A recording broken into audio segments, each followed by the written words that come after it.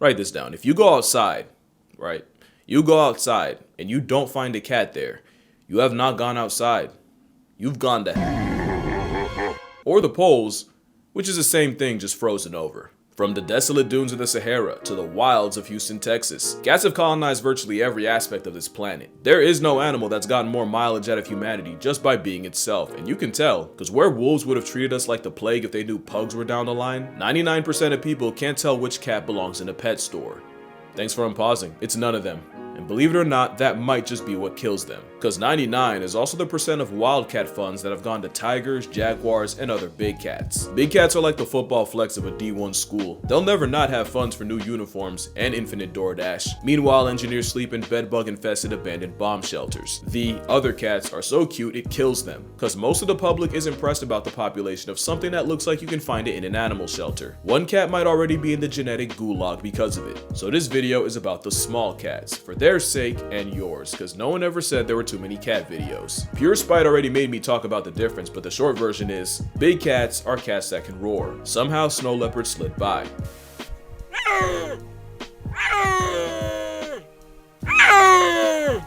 Basically, a modified hyoid bone is what gives big cats the ability to evacuate your bowels. So whenever someone tries to argue cheetahs, I just let the cheetahs speak for themselves. Because vocal Viagra to a bird watcher does not a big cat make. Cheetahs are built like the work of a malicious genie. They wanted to be the fastest so bad, now they speed run through life. Being the fastest thing on legs gives them a respectable success rate. But that success gets nerfed when about 10% of their kills gets taxed by lions, leopards, and especially a predatory laugh track. And unlike leopards, their claws and conflicts are both non-retractable, so cheetahs can't even do the cat thing and climb from their problems. We used to think cheetahs ran so fast their brains overheat after, when really, it's the stress of knowing they're a main character visit away from having concepts for dinner. Or maybe it's the anxiety of their last hookup possibly being a blood relative, since the spotted doormat survived not one, but two major bottleneck events, largely by keeping it in the family royal style, which is why the current cheetah gene pool is more like a puddle and not even yeast is that inbred. Cheetahs are so anxious that many in zoos have emotional support dogs to serve as role models for the high-strung balls of evolutionary apprehension. Basically, seeing their dog stay calm helps keep the cheetahs chill, and even gives them the confidence to do things like make more cheetahs. But as easy as it is to dunk on cheetahs, it's really not their fault. Being faster than the speed of light has a ceiling when you live in darkness, and the cheetah is essentially an overgrown high-speed house cat in the shadow of lions and leopards. But cheetahs do get props for fully committing to speed with the aforementioned non-retractable claws, ridiculous lung capacity, a flexible spine that makes the scoliosis in mind scream, and even a built-in tail rudder for steering that honestly looks like antelope aimbot. Plus, they'll always have my respect as arguably the most underappreciated single mothers in nature, especially since male cheetahs often reject paternity to go run with the boys, with males forming coalitions to hunt and travel in. So while I don't approve of exotic pets in like any form, if there's one predator begging to go the way of the wolf, I'd have to vote for the Ferrari feline. The serval took what the cheetah did for speed, but for jumping. The serval's been called the Frankencat for looking like it was assembled at a lost and found. They got ears so big that I probably could convince you that this isn't a filter. Each ear can rotate 180 degrees independently, and wearing a Mickey Mouse headset means they can pinpoint the proverbial needle in the less than proverbial haystack. But it also means they file a noise complaint every time someone thinks for themselves. I wrote like 9 more ear jokes, but surely he's heard them all before. Besides, it's far more freaky that servals have the longest legs relative to body size of any cat, and once you see it like anti-fascists, you'll never not see it. It's what gives servals what many call video game bounce, as they can leap up to 12 feet in the air. But it also makes the ones that come in all black look like a cryptid. They're one of the most efficient cat hunters, with a success rate of about 50%. They're also efficient at conflict resolution. When two males get into a territory dispute, they'll aggressively emote while they'll size each other up while placing a paw on the rival's chest. It usually doesn't escalate to violence, just a stare-off where the winner stays standing and the loser eventually retreats. How to figure out who is beyond me, and if you bring one into your home, expect de-escalation aimed at your cat. Many don't stop at if, with folks mixing a serval and a domestic together to make a savannah cat. Not unlike the pug, I can't say I approve of them as a concept, but I guess it's better than people playing house with an actual wild serval. Doing it with a non-domesticated nope makes even less sense. I've seen many videos of a caracal in someone's house, but not one where he seemed happy about it. The caracal is also called the desert lynx, but let's be real, we all know them as floppa, named appropriately after their ears. It's still up for debate what's the actual purpose of the pigtails. Some say it's to mimic insects and therefore catfish hunting birds, or to blend into the surrounding tall grass. But the theory I'm going with is having graduation tassels on the ears is for nonverbal communication with other caracals, where they can sidestep or invite social interaction with just a swipe of an ear. Because whenever you see something questionable in nature, the safe bet is to assume somehow baby making's involved. They have 20 muscles in those ears and, like a serval, can move them around to eavesdrop on prey like a satellite. Caracals are the coyotes of cats. Against a bigger cat, they're cooked. But turns out, caracals are much better at city living than them. With Cape leopards getting 404'd by humans, the caracal has become the apex predator of the Cape Peninsula, shout out to Cape Town, which is a big problem for one particular bird. The caracal also has turbo thrusters for legs, and the sky lynx jumps high enough to be a hazard to flying birds. So the worst thing you can do is show them one that can't fly. Caracals moving into the urban has also introduced them to colonies of Cape Town penguins in the thousands. It's like a fat kid in a cake store, and they act accordingly. One caracal managed to spend a year in the colony as a fugitive, murking an estimated 260 penguins before eventually getting caught. This literal hissy fit is an accomplished predator, and for some reason, a popular pet. But the tsunderes might be the New Yorkers of cats that communicate in aggression even when they're calm. But like the serval, the caracal is better as an air toll to birds than an ouch on your couch. If the serval and caracal have a lot in common, it's because they share lineage, and they also share it with the African golden cat, a cat very few people have ever seen. They're found only in the rainforests of Central and West Africa, and they look like a caracal nature tried redrawing strictly from memory. The lynx left behind is one of the least studied cats on Earth, and not for a lack of trying. Leila Bahaeldin spent 4 years attempting to find an African golden cat, and in total she found one. By accident. It's less impressive that she spent 1,400 days waiting on a cat, more so that she didn't drop her camera and fumble the first chance she got. I know I would have. It's likely this incognito cat is a result of them sharing an area code with leopards. Studies found that golden cats will actively switch to smaller prey if they happen to be in the hunting territory of a leopard. There's also the Asian golden cat of Asia. He looks like a travel-sized tiger, and has the nickname Yellow Leopard. They were actually named after Dutch zoologist Conrad Jacob Tenmink. Well, my condolences, Conrad, but I'm not saying all that again. So that's an Asian golden. They share a name, but their ancestors split up millions of years ago, and they're not even each other's closest cousins. We also have the African wildcat. To be fair, he is. There's also the Asiatic and European wildcat, and fun fact, the European wildcat's scientific name is how the Looney Tunes Sylvester got his. If you have a pet cat though, direct your gratitude to the African variety, as they're the ancestor of yours. About 10,000 years ago, the African wildcat domesticated itself in the Fertile Crescent of the Middle East. You see, when humans were nomads, there wasn't much care for a cat, but once we switched to farming, the mouse-murking whiskered one became an asset, and just like that, the cat secured arguably the best possible job for itself. And since the cats barely had to change their playbook, the African wildcat is a dead ringer for something you'd find in the average American house, which is a big problem for the other wildcat. The European cat can also be confused for a kennel jockey, at least until you take them home, as European wildcats are notoriously impossible to have as pets. Naturalist Francis Pitt didn't buy the untrainable label and attempted to hand-raise one named Satan. Satan was like an indoor deratio that gave Francis an experience befitting his name. Wildcats don't just dislike humans. European wildcats and domestics have been avoiding each other for about 2,000 years. But by the 60s, the wildcat population flirted with zero, which likely led to them and domestics pumping hybrids out. It's kind of like how wolves were once so down bad that they settled for coyotes and now we got coy wolves. Except with European wildcats, the effort succeeded in polluting the pure wildcat gene pool, with very few of them left. They've nearly literally screwed themselves out of existence. And good luck rallying support when the average person sees its doppelganger on their yard every day. There's also the Asian wildcat, also known as a desert or steppe cat. Same story as the other two, except there's something inexplicably satisfying about this one. Maybe it's the sand coat seasoned with marks to help break up its outline.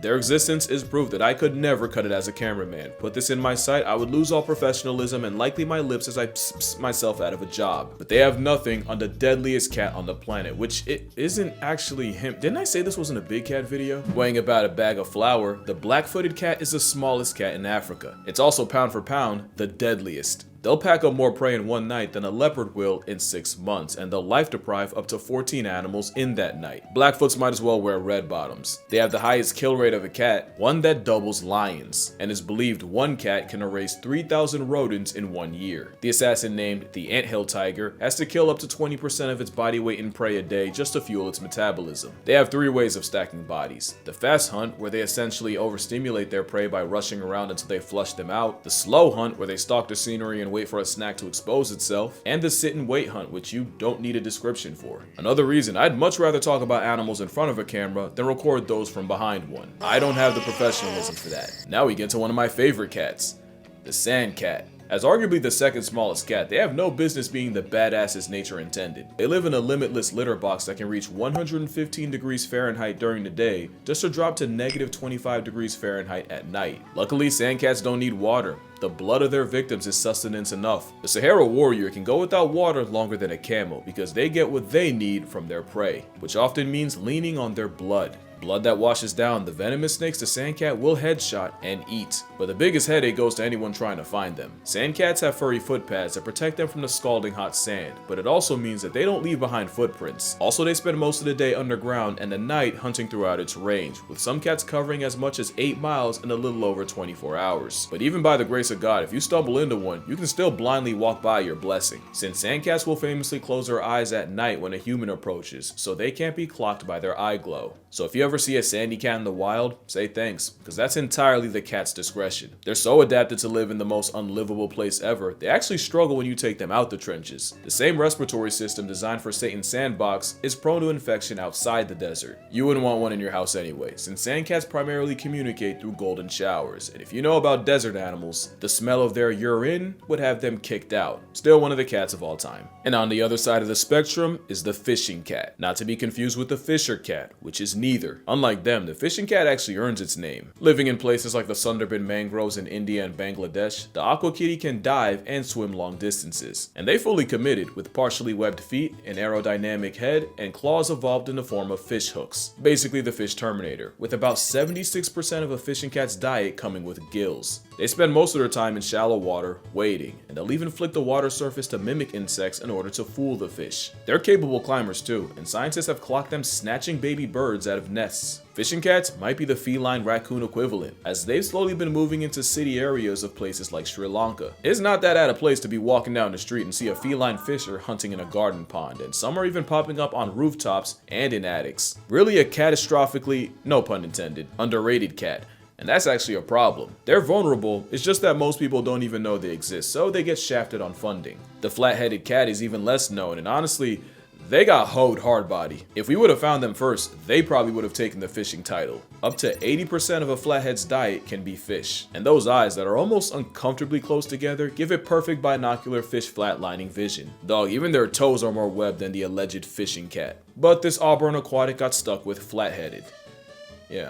Yeah, no, I'd be mad too. Maybe if they had a cuter name, more people would care about the fact they're likely Southeast Asia's most endangered cat, with less than 2,500 left in the wild. Not like the leopard cat. They're privileged enough to have two flavors, the Sunda leopard cat and the mainland leopard cat. In fact, they're the most widespread wildcat in Asia, found from India all the way to North Korea and China. Also, shout out India. They got the most types of wildcats in their country, with a record of 15. The leopard cat is also a swimmer, and has been known to colonize islands. Disgusting greed. In fact, there's a leopard cat variant that only lives on the Japanese island of Iriomote, with possibly under 100 left in existence, making it arguably the rarest wildcat. The leopard cat exists in many forms, so of course folks done turned it into a pet. The Bengal cat is the result of a leopard cat and a domestic mating. Apparently the creator's logic was if people could buy a cat that looked like a leopard cat, less people would buy the real thing. I don't know if I like that logic. I think there's enough cats. That being said, bro got that shit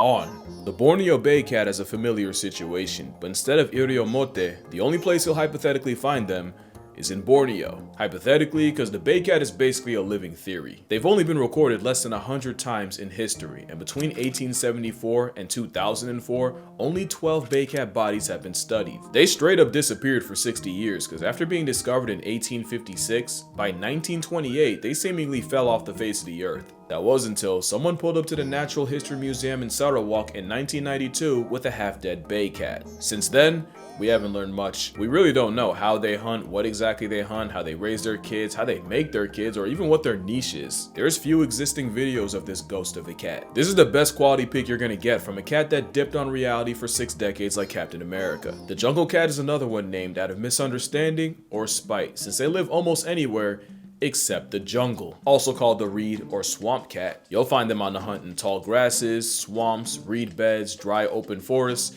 but never a jungle, of course, where they're an all-around athletic flex of a Furby. They can air snatch birds, climb trees, catch fish, and have even been clocked swimming up to a mile. They usually grief mice and fowl, but will also pack up cobras and sometimes even gazelle. In the country of 1,000 cats, jungle cats are the most common one in India. And just remember, you're more likely to find one on a university campus in Bangladesh than anywhere near a jungle. Now, what y'all know about the marbled cat? It's a pint-sized monkey of a cat, somewhere in the forest shadowed by the Himalayas, where the marble cat has been found as high as 12,500 feet, or almost 17 Golden Gate Bridge towers above sea level. It's another one of those cats you only ever run into by accident, since the marble cat spends almost its entire life in the trees, moving like a 1.5-foot predatory spider cat, where they likely inflict all manners of PTSD on the primates they prey on. Ironically, the less than 10-pound marble cat almost stole itself a spot with the big cats, with them once considered panthers. And now, we get to one of my favorite cats of all time. Look at this dude. The clouded leopard is like a cat forgotten by time, an animated mosaic and living relic from an era long left behind. The clouded leopard is considered the missing link between big cats and not big cats, mostly because, like cheetahs, they talk themselves out of the big cat spot.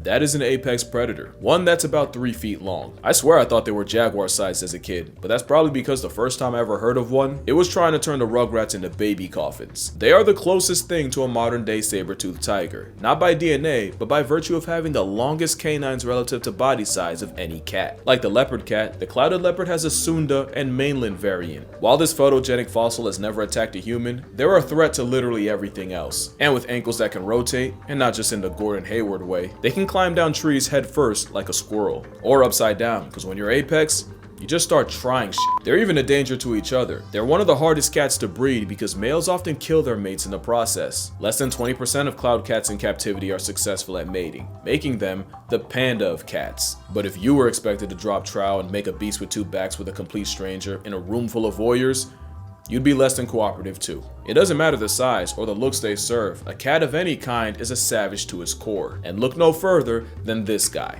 The rusty spotted cat is called the hummingbird of cats, and they're another one that could spawn in a pet store and no one would blink. That is until it murks everyone else. The rusty spotted is a highly skilled assassin that'll pounce on prey from the trees, and I really wish I had footage of that. 19th century T.C. Gurdon kept the paperweight predator as a pet that earned his respect by hunting the squirrels in his house. The cat earned a little more when T.C. caught it attempting to choke out a gazelle by clamping on its neck, and the cat had to be physically removed from the now surely traumatized gazelle. That doesn't change the reality that this cat would get my credentials confiscated if I ever had to film one. I wouldn't have that problem with this one though. Not because he's not cute, but because he looks terminally unenthused by life and I don't want to add to it. The palace cat, also called a manul, is in a perpetual state of ain't shit funny. They actually learn to growl before they even open their eyes. They're born beefing with life, and believe me, they have their reasons. Maybe it's because their choice of home can be negative 58 degrees Fahrenheit in the winter, all the way up to 90 degrees Fahrenheit come summer. Or it might be the fact that living in God's waiting room with limited exposure to pathogens means palace cats are highly susceptible to getting folded by disease when they leave the mountains. It's possible it's because their mating ritual involves the male just following around the female for days until she's ready, something I'm sure neither's happy about.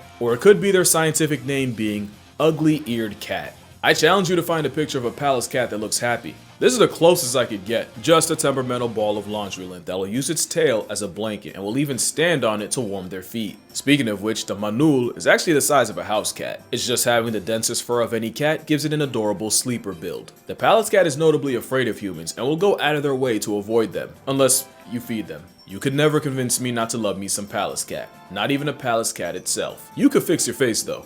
Honestly, this cat has a lot more to be mad about. The Chinese mountain cat is only found on China's Tibetan plateau, where they're very much unknown. Few of them have actually been studied, and the biggest threat to them is that most people don't even know they exist. Show this to the average person and they'll just assume you're one of those cat people. They'd never know that there's less than 10,000 in stock, and it's all humans' fault. The Chinese mountain cat hunts with extreme pica prejudice, so when China started poisoning them, the Chinese mountain cat caught a nasty stray. Today, most of what we know about them is from captivity, and the only time we ever seem to find them is by accident. In 2018, Hong Shangshi of the Shangshi Conservation Center was studying black-necked cranes when she randomly made eye contact with a shiny Pokemon of cats, which which means someone probably spent years searching for him just to get shown up by a glorified bird watcher. But if that ain't the most cat thing a cat could do. The biggest problem with being this cat is no matter how endangered you are, your death will never hit as hard as an elephant's or a panda's. Just be glad you got to see this one. There's no missing a cougar though. One, cause it's a small cat that could mog some of the big ones. They vary in size and actually get bigger the further they get from the equator, but most males sit around 130 to 160 pounds. Some can clear 200, and in 1979, a hunter brought down one weighing 276 pounds. Cougars also have the most extensive range of any American animal, and a prey base of about 500. Garfield on steroids is liable to murk moose in the Yukon, and rodeo ride guanacos in Chile. Cougars are the CrossFit freaks of cats, with Olympic medaling bounce while being able to swim a mile and travel over 1,000. They also might be the most ethical killers. They're a predator with a preference not to scavenge and would rather eat what they kill. Cougars are also way more generous than anyone thought, with many being caught sharing kills with other pumas. From 2012 to 2015 in Yellowstone, 118 interactions were recorded between at least 2 cougars, and 60% of these occurred at kills, and many of them involved sharing.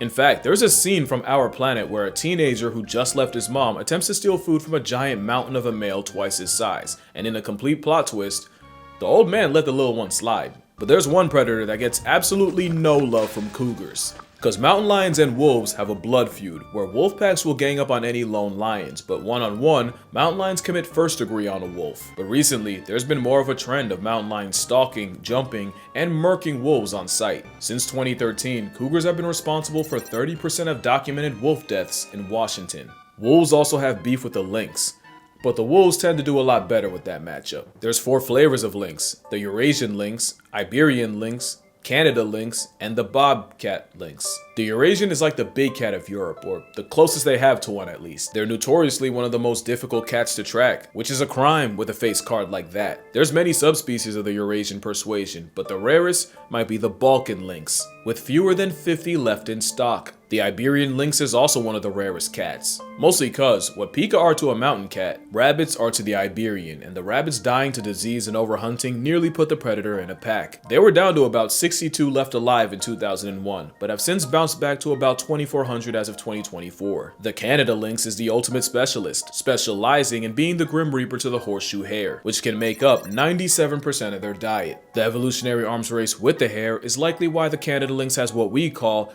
proud family feet, but the most notable thing about them is their arguments are probably why the Appalachian Mountains have the reputation they have. So freaking cool.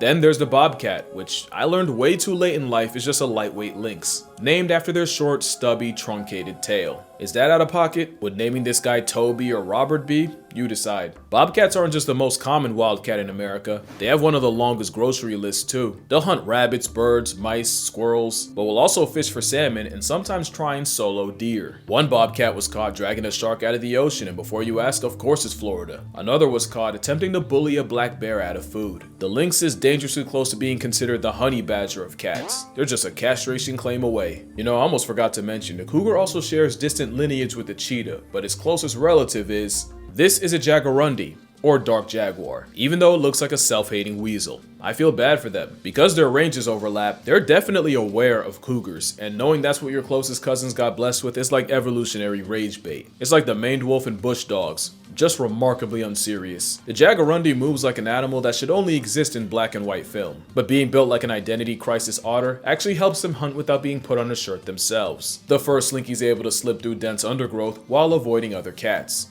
which they're really good at. In fact, they coined the phrase, the ocelot effect, which means if you see an ocelot, you know you won't find a jaguarundi, because the former bullies them into hiding. But apparently the biggest threat to a jaguarundi is being mid. According to researchers, the problem is they're not the biggest cat, they're not the smallest, they're not even the biggest of the smallest, they have no spots, no stripes, they're not especially endangered, just a remarkably unremarkable cat. In fact, a lot of times they get caught on cameras when the lensman was checking for someone else. Even their name isn't that original. I really hate that for them, because a jaguarundi's dope enough on its own. They deserve better. Same with the Andean mountain cat. They're endangered, and finding this cliff kitty in the wild would mean psing in the Andes mountains as high as 12,000 feet. It's beauty that'll take your breath. That is, if the altitude leaves any left. We don't know that much about this cat, and that has to be the 6th time I've said this in this video. And that's the problem. They also prefer death over bondage because they almost refuse to survive in captivity. Every time we tried, the mountain cat retired to a was before we could learn anything, making it one of the least understood cats on the planet, and we still can't nail down exactly how many there are. But that's also cause they're constantly getting confused with the pompous cat. The pompous is like a video game character with multiple colorways. You ever experienced the anarchy of playing Smash Brothers with 8 Kirbys? Studying the pompous is pretty much the same, since science says there might be 5 different species of them. Might be because some argue there's only 1 species of pompous cat, just with 7 subspecies too, but most agree on 5 flavors of this feline. Like the mountain cat, we don't know that much about a cat that often lives where it feels like you're breathing through a straw on a treadmill. Despite what you've heard, it's actually lack of curiosity killing cats like the Andean or the pompous. I'll throw another one at you, Joffrey's cat. Named after some French dude, so more like Geoffrey. Another problem with being a house cat is people will pick them up thinking they're a house cat without a home, only to find out at the vet, which has to be annoying. It's kind of like snatching the vertically challenged off the street and then trying to put a grown man in a booster seat. To be fair, that's the black morph version. I promise you I'd make the same mistake. Joffrey's friend has also been called the salt cat because they've been seen stalking places like the salt flats of Bolivia. It's one of the most common wild felids in South America, and their color actually changes depending on where, with Joffrey's flexing a leopard colorway in the north, but wearing a silver coat in the south. They've also been called fishing cats, and people have seen this pet-sized cat crossing raging rivers 100 feet wide. Now I put these 3 cats together because they honestly look like 3 stages of the same Pokemon. The Ocelot looks like a Latin clouded leopard, so I stand them off principle, even though they have the eyes that knows something's coming and knows you can't stop it. Although given the chance, I'd probably let it happen. The Ocelot's prey consists of anything that won't kill them first, including other cats. But there's one animal they seem to be friends with, and out of all the options they have, for some reason they choose opossums. Ocelots and opossums have been caught casually walking around together, and this wasn't just a one-time occasion. This has happened multiple times throughout the years. They even tested this by placing fabric strips with the scent of an ocelot, one with a puma's and some random third, and the opossums overwhelmingly preferred Ode to Ocelot. We don't know what it's about, but I'm getting shades of badger and coyote. The Margays like nature copied the Ocelot assignment, but changed a few answers. It's an anime-eyed paralysis demon to anything in its weight class in the trees. They also have ankles that can rotate 180 degrees, meaning they can free run through trees and cancel life subscriptions while hanging upside down. It's a mythical tree merchant that'll use psychological warfare against their prey, cause Margays will imitate the sound of their prey to lure them out. One Margay was watched mimicking the cry of a baby tamarin, apparently well enough to convince the adults to stop what they were doing and investigate. This branch warrior is serotonin to anyone who isn't a bird or a monkey. But the Cod is like boss music for depression. Also called the Guinya, it's one of the smallest cats in the world, weighing about as much as a 5-pound dumbbell. Unfortunately, not everyone thinks they're cute. To Mapuche locals, the Cod was an omen of famine, disease, and even death, and would be destroyed on sight. According to legend, the Cod is immune to bullets and has a habit of decapitating chickens to drink their blood, which led to a lot of farmers smoking them out of principle, even though Cod do them a service with free rodent control. Luckily, the Cod's reputation has gotten better throughout the years. And last and certainly not least is the tiger cat, also known as the Oncilla. It's like nature heard me hype the clouded leopard and the Margay just to mess around and give me both. When they're not stalking the jungle floor grocery shopping, they're shacked up somewhere in a tree. It was once thought to be another version of an ocelot until they were eventually determined to be their own thing, and in 2013 it was discovered that there's actually 2 separate species of tiger cat. But in total, it's said there's under 10,000 tiger cats left, with deforestation speedrunning the decline. And just like that is every small cat. Holy f***. This will be by far my longest video.